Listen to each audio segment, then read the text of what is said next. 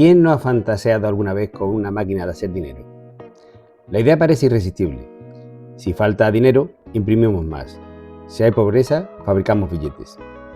Pero la política monetaria empieza precisamente cuando entendemos que el dinero no es riqueza por sí mismo.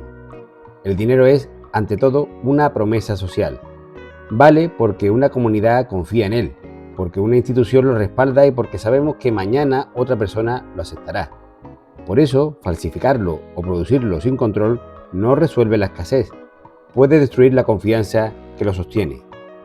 En esta escena del cuadro de Marinus de 1539 y que se puede ver en el Museo del Prado, el cambista o el recaudador y su mujer, el recaudador o el cambista, según interpretaciones, está sentado junto a su esposa, ambos rodeados de monedas, cuentas y libros. La imagen es perfecta para recordar que el dinero nació unido al cálculo, al control y la vigilancia. En economías antiguas, el valor del dinero dependía mucho del metal, del peso y de la autenticidad de cada pieza. Por eso, una falsificación masiva podía desordenar el sistema entero. Y también por eso, la economía nunca fue solo una cuestión de hombres en espacios públicos.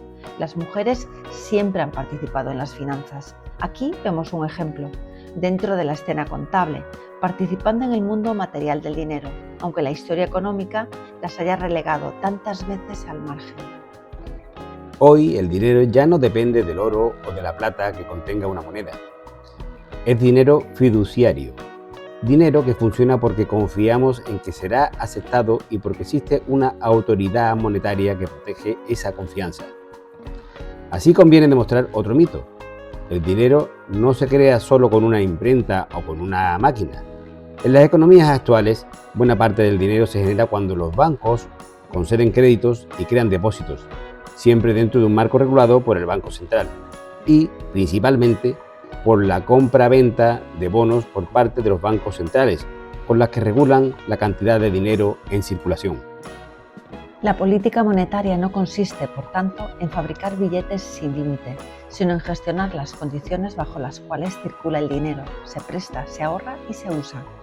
La pieza que nos muestra este cuadro, de título A Money Saver, Coin Bank, cuya traducción sería algo así como La Hucha, un banco de monedas, obra de la autora Clementine Fosseck, fechado en 1935 y dentro de un grupo de otras acuarelas donde hay otros cuadros similares, parece humilde, casi doméstica, y precisamente por eso funciona tan bien en un enfoque feminista. El ahorro cotidiano, la administración del gasto y la previsión del futuro han recaído históricamente sobre los hogares y dentro de ellos muy a menudo sobre las mujeres. Esta imagen permite subrayar que la economía monetaria no se juega solo en los mercados financieros o en las salas de los bancos centrales. También se juega en la cocina, en la libreta de gastos, en la compra semanal y en la pregunta de si a fin de mes queda algo para guardar. La institución clave de la política monetaria es el Banco Central y una de sus tareas principales es contener la inflación, es decir, evitar que los precios suban de forma persistente y erosionen el poder adquisitivo. Cuando la inflación se acelera, los bancos centrales suelen subir los tipos de interés para enfriar el gasto y el crédito. Cuando la economía se frena demasiado y la inflación cae en exceso, pueden bajarlos para estimular la demanda. No es una fórmula mágica, pero sí una herramienta decisiva. La política monetaria, además, es distinta de la política fiscal. No decide impuestos ni gasto público, sino el precio del dinero y las condiciones generales de crédito.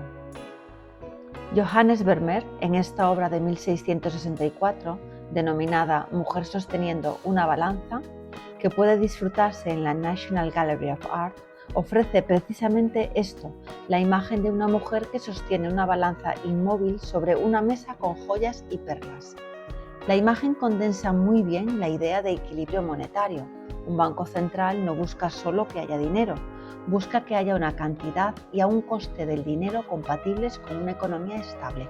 Así, cuando hay muy poco crédito, la actividad económica se puede asfixiar. Por el contrario, demasiada expansión puede alimentar la inflación o incluso las burbujas. Desde una lectura feminista, esta búsqueda del equilibrio debe plantearse con una pregunta adicional. ¿Equilibrio para quién? porque una subida de tipos puede contener los precios, sí, pero también encarecer hipotecas, frenar el empleo y castigar sectores feminizados y más precarios. La inflación no golpea a todo el mundo por igual.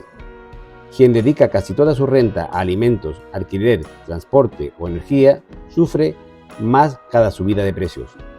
Y ahí aparece con fuerza la dimensión de género.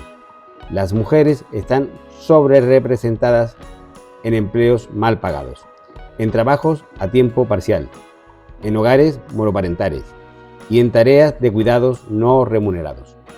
Para muchas de ellas, la inflación no es una abstracción macroeconómica, sino la imposibilidad de llegar a fin de mes sin recortar la comida, medicinas o tiempo propio. En la obra La lavandera, del francés Honoré Daumier, de fecha no muy clara, aunque se considera que podría ser de 1863, la mujer asciende cargando peso y al mismo tiempo sostiene a una criatura. Es una imagen potentísima para explicar que la economía monetaria siempre aterriza en cuerpos concretos. Cuando suben los precios o se encarece el crédito, no solo se mueven variables, se endurece la vida diaria de quienes ya sostienen trabajo y cuidados a la vez. La política monetaria suele presentarse como un terreno técnico y neutral, pero sus efectos atraviesan la vida cotidiana y ahí las mujeres soportan una parte desproporcionada del ajuste. Otra confusión frecuente es pensar que tipo de interés y tipo de cambio son lo mismo. No, no son lo mismo. El tipo de interés es el precio del dinero, el precio de pedir dinero prestado. El tipo de cambio es el precio de una moneda en relación con otra, respecto a una divisa extranjera. Ambos pueden influirse, pero no significan lo mismo. Si una moneda se deprecia, las exportaciones pueden ganar competitividad, pero también se encarecen las importaciones y puede aumentar la inflación. En economías integradas, además, el gobierno no siempre controla directamente ese valor. En la zona euro, por ejemplo, la política monetaria no la fija cada gobierno por su cuenta, sino el Banco Central Europeo. Vemos ahora Marketplace, de 1965, del artista haitiano Ricard Benoit. El mercado, lleno de mujeres, mercancías y tránsito, ayuda a visualizar esta idea.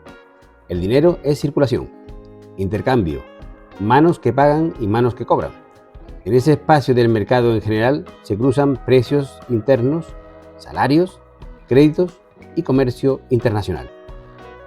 La escena sirve para explicar que el dinero sí puede comprarse y venderse, pero no como una camisa o un pantalón. Lo que se compra y se vende en los mercados financieros son activos monetarios, divisas y deuda, dentro de reglas internacionales complejas.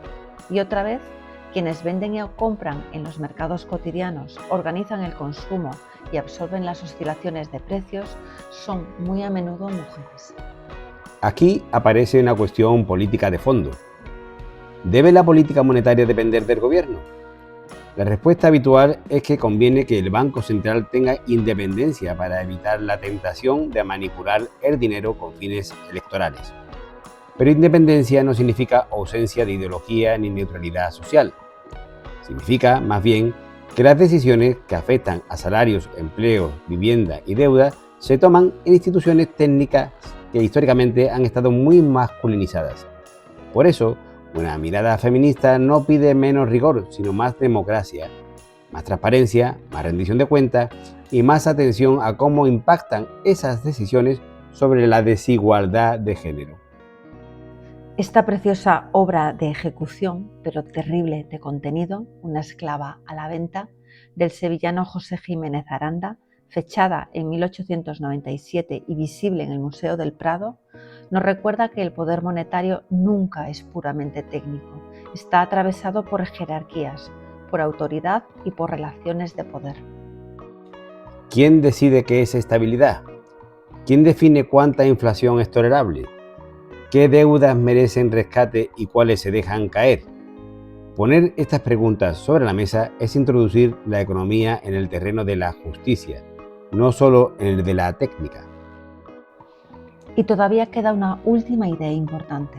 El valor no es natural, se construye socialmente. Eso vale para el dinero y también para el arte. Una moneda vale porque una institución y una comunidad sostienen su validez. Una obra vale porque museos, mercados, coleccionistas y discursos culturales la legitiman. En ambos casos el valor se apoya en sistemas de confianza y de poder. ¿Quién otorga valor? ¿Quién aparece representada? ¿Quién queda fuera de la autoridad? Las Guerrilla Girls mostraron una paradoja brutal.